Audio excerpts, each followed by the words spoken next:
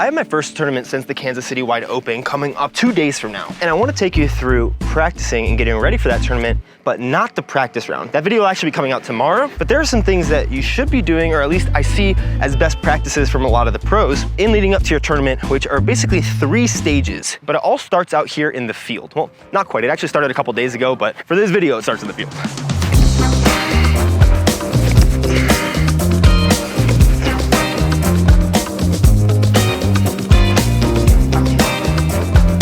This is something that I've seen Paul McBeth talk a decent bit about, and it's just going to the field and relearning your disc.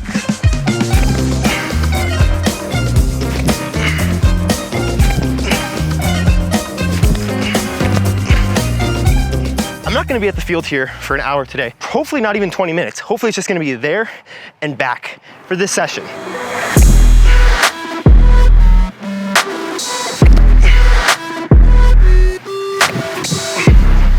Because what I just did is threw every single disc in my bag, or not even quite in my bag, discs that I am thinking about bagging for this weekend, for the most part, to see 3 or 4-ish things. One, what all of them do on a stock hyzer shot, or whatever my stock shot is. For me, it's about like 10-ish degrees of hyzer. That's the most comfortable shot for me to throw, and it seems very repeatable. And so in throwing that over and over and over again, I'm able to see if there are any discs in my bag that have too much overlap. For instance, this zone right here, which I'm now gonna be throwing back to the bag on a forehand. Not bad, just general, like not trying to be crazy right now. And this zone right here, which is another disc that I would forehand, but is more overstable than the other zone and gets more ground action, which is why I had only one of them in the bag for a little bit, and I think I need both. I feel like I can just rip on that one a little bit more. But I'm trying to figure out, are there any gaps of discs that like if those 2 zones and if Flippy Pure were the only thing I have, I needed more straight putters in the bag, more than likely. It's also gonna depend on the course, but we'll figure that out when we get to the course tomorrow. And so throwing everything on the same stock shot, I can figure out if there are gaps that I need to fill with more discs to go into my bag before I go and practice the course. But it seemed like I had everything, and I actually had the opposite problem. That problem being, there were a couple discs, for instance, my 2 strikes that I have in the bag, that seemed to be too similar. And honestly, this Envy is a little bit too similar right now to my Pure, which was surprising, but that one was also in a lake and it was pretty beat in. So I'm probably, honestly, going to snag a second Envy before I go to the course today. So we figured out if we have any gaps, if we have any overlap, so we don't need to take multiples of those discs, we just need one, because anything that's gonna confuse us, we don't need. For instance, I felt like I threw this on the exact same line. There's my flippier strike, my other strike. I like them both, but at this elevation, they tend to fly a little more similarly. And it gives us an approximation of our distances, which is not something I'm measuring right now because I don't have a rangefinder, but it also shows like what is flying in similar ranges when I hit it at a similar amount. I do know that Paul will throw hyzer, flat, and hyzer, see what all of his discs do on all of those different angles.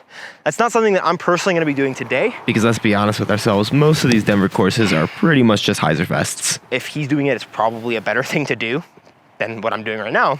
But I prefer to do work on the course than in the field. So after I throw all these discs back to my bag, I'm probably gonna add some discs to the bag back at home before we go to the course, take a couple out, like the overlapping strikes, and then we'll head to a course that is not the course that we're gonna be practicing and play in a way that I think will really help our confidence and mental game before my tournament on Saturday. The one thing we're not doing though, as I'm throwing all these discs back, is trying to overdo it. It's only 2 days before the tournament. I'm really focusing now on my nutrition and hydration.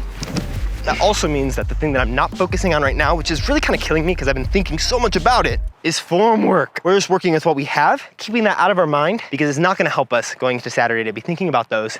All we need to worry about is how to execute the next shot with what my body already knows how to do.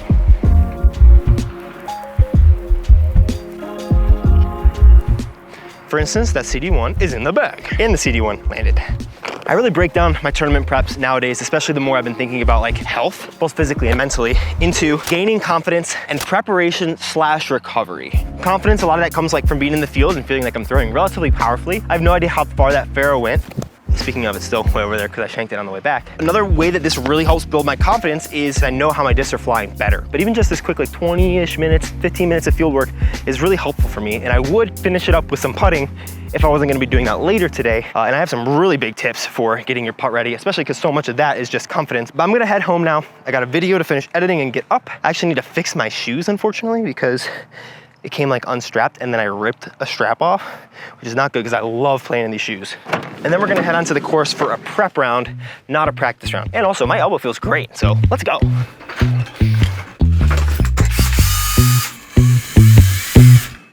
The dumb part is that was even a recreation because I forgot to turn the camera on.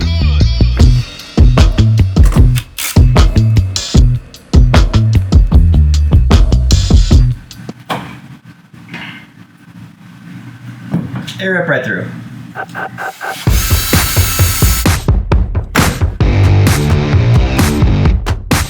Might have the most unique pair of Vivos in the world, but I think they'll get the job done. Brought out the big guns. All the putters are going to the top, including an extra putter for practicing putting. So I want to get a bunch of reps in. An extra Envy. This is a Prism Plasma one, which is pretty stable. A lot more than this guy. I have both my zones. I have 2 Origins. One of them is a Midnight Prowl 2. And then another Pathfinder, because I realized this one might be slightly more stable than I want up here, because we're back at elevation, so everything's like that, like half tick more stable.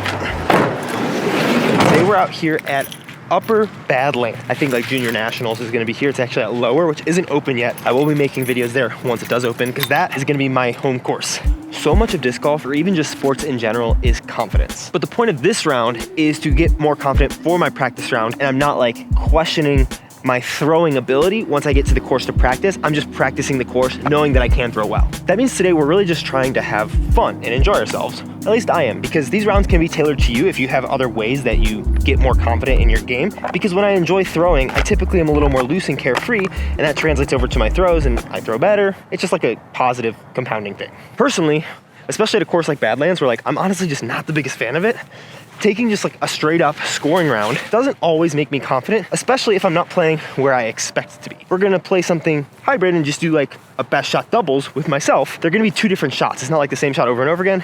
It's working on feeling good about the forehands and the backhands, trying to double park most holes, and throwing 3 shots if like I am throwing a Pathfinder to figure out which Pathfinders I want, and then whatever my other shot is. Similar with my Envies, etc., etc. So let's try to shoot at least double digits, playing best shot doubles. And there are some things that I'm also focusing on besides just like having a carefree, let's have fun kind of round, that are a little more tangible tips as well.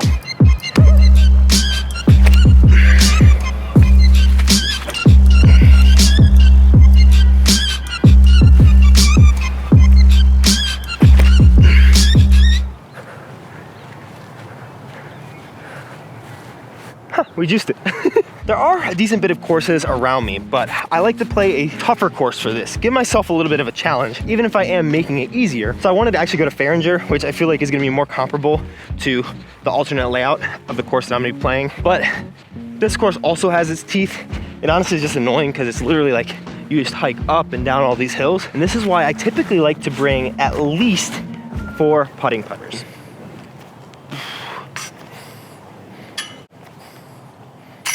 There we go. Hole 2 straight ahead there. Teeing off from down here. Really hard to shoot. Oh.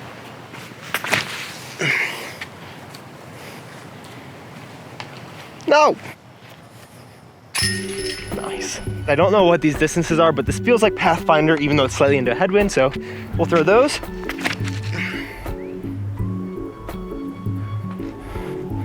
I think it's nice and stable. I think that's honestly more of what I want. Just like the inkling to push up, which is why I brought it out. Now we'll see how this Firebird fares on a forehand. It's like when you focus on being smooth, you just throw it a little bit better, I guess. And I think it comes down to knowing what my stock shot was this morning and seeing this disc and be like, it's not an ultra, but it's more similar than I might like right now.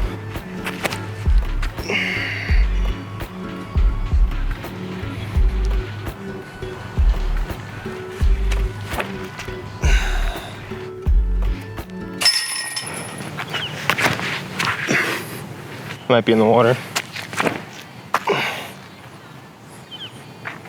That looks awesome. Oh, tree. This is good. I need some straddle practice. Oh, wow. Come in.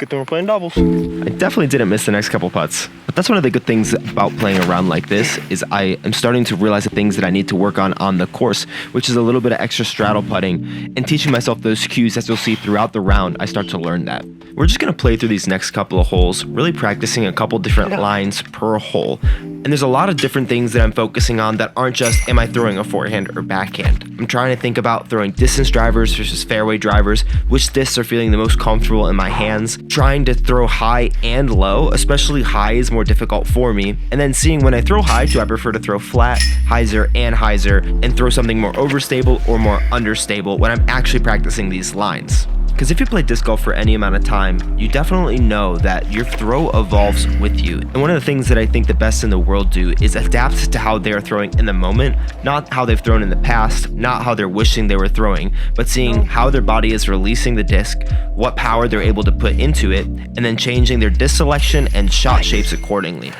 And really right now what I'm focusing in on is not even like bracing well, but it's more so just punching the disc out of my body and then like letting everything else kind of happen and follow through, as well as giving it enough height. All of this while being really smooth, and that has really helped me to like spin the disc a little bit better, feel relatively powerful, feeling like I'm throwing less hard. And that's also really helpful on my body. Today was a longer day than I anticipated, and I don't want to have to be out here just like ripping shots all night long. Take two, move on, maybe three if I'm trying to learn one disc or another. So far I am like in the white Pathfinder. Speaking of other discs that we need to figure out, we're going to be throwing the Pure here, the Opto Pure, which is slightly flippy but very stable. A lot of newer Pures are, as well as the Envies to see which ones I should bag. And I actually had to compare some other discs as well because I had an interesting conclusion I was able to draw.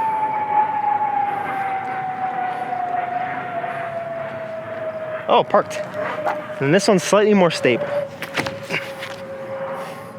Yeah, wow. Now it's making me think, is that Envy almost closer, like as close to my zone?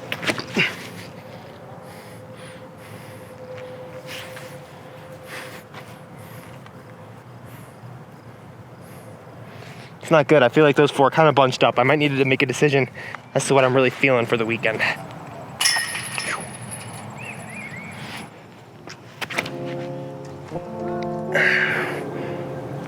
No. There we go. There we go. Come on.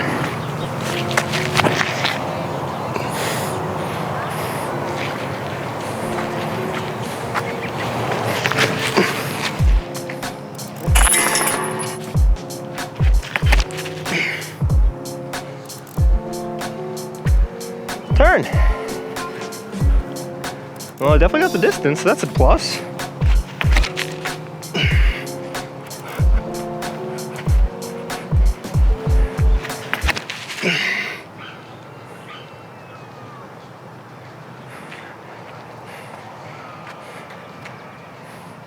That's awesome. I feel like that's 400 to clear. I don't quite remember, but that's a good pump. That was one of the holes that I really wanted to test out the Faro on. We're gonna have to go back to that field and see if it's there. Yes! It was still here! I'm so glad I came back for it.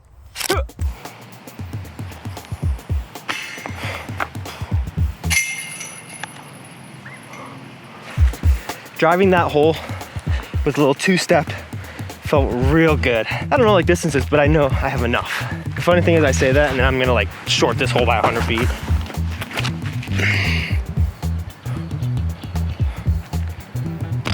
Yeah, let's try flex, why not?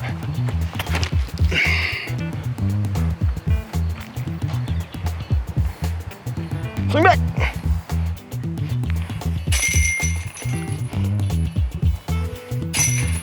Home stretch. I always get so excited when I'm almost done at this place. It's so bad. I don't know why I hate this course so much, but I so do. Shorty!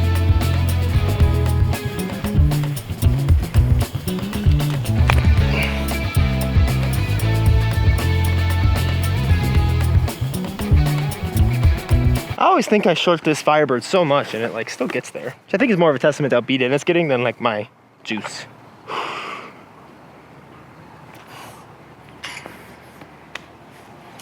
I gotta tell myself that if I miss low, like something has to happen. I told myself for a couple of league rounds and then I like putt lights out. So just don't miss low, dude. Even on these, like that's it, just don't miss low. Definitely teeing off behind the tee pad. This looks like a CD1 shot to me.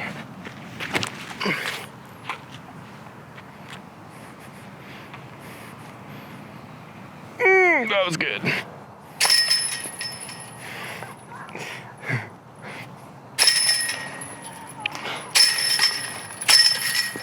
That's right.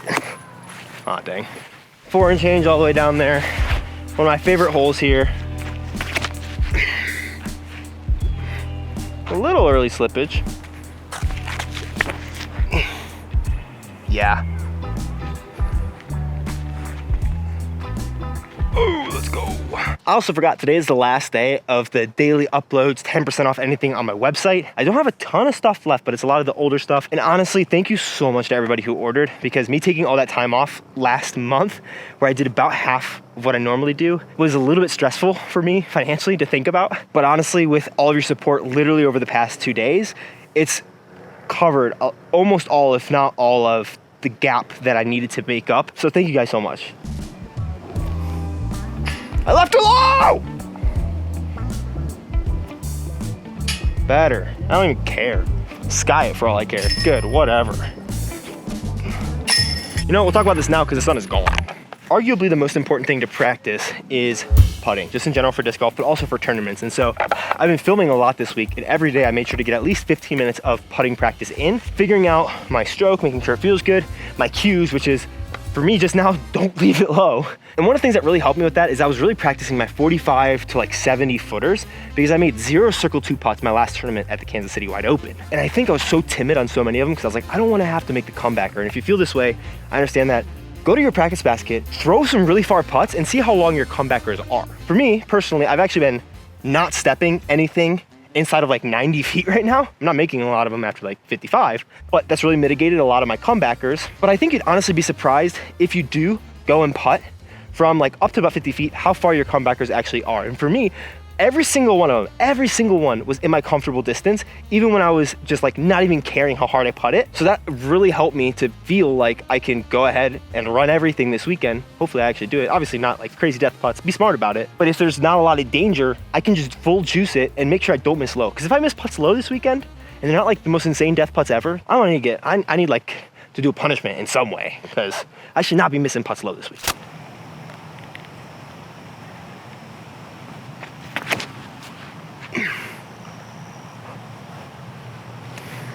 Good choice. Okay, looks so perfect. Shape was right, 40 feet long. Don't leave it low or I have to jump in the water.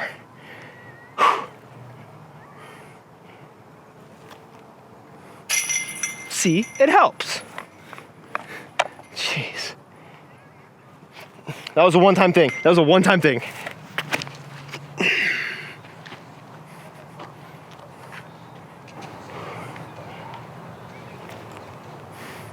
Didn't leave it low. Oh shoot, I almost forgot the most important thing that you have to do at a high level tournament. Or any tournament for that matter.